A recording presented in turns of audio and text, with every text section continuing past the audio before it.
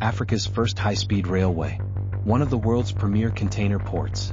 From the outside, Morocco looks like a nation in the middle of an economic miracle. But beneath the concrete and the cranes lies a puzzling riddle.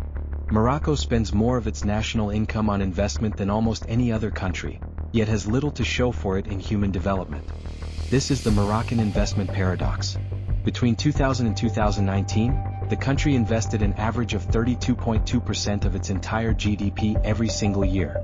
To put that in perspective, the global average is around 25%. Morocco has been spending at the same levels that once launched the economic miracles of South Korea and China.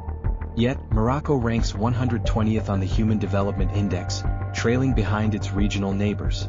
It is currently designated the most unequal country in North Africa.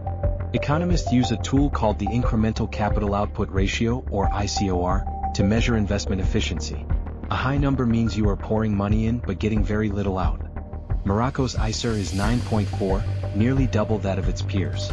The country is operating at roughly half the capital efficiency of comparable developing economies.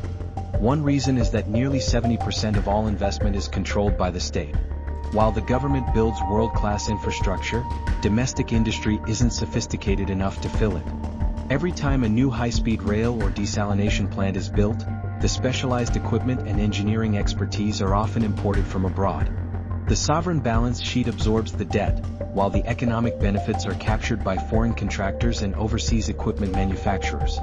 This massive state borrowing has created a crowding out effect. Banks prefer lending to the state because it is risk-free, leaving small businesses with no access to credit. Faced with high taxes and no financing, many businesses stay in the shadows. An estimated 80% of the Moroccan workforce now operates in the informal economy. These workers have no social security and no labor protections. An informal economy cannot easily connect to global supply chains or modern ports. The state built the hardware, but the economic software, a dynamic and innovative private sector, never developed to run on it.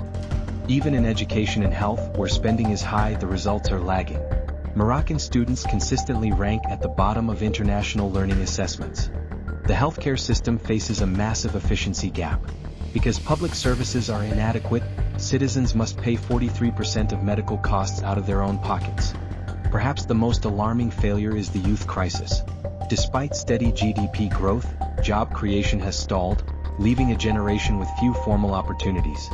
Youth unemployment has reached nearly 36%. Over 1 in 4 young Moroccans are not in education, employment, or any form of training.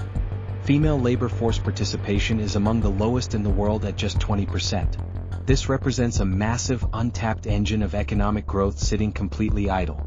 Morocco's network of 300 state-owned enterprises has become a burden. In 2024 alone, the government spent $6 billion just to keep these entities afloat.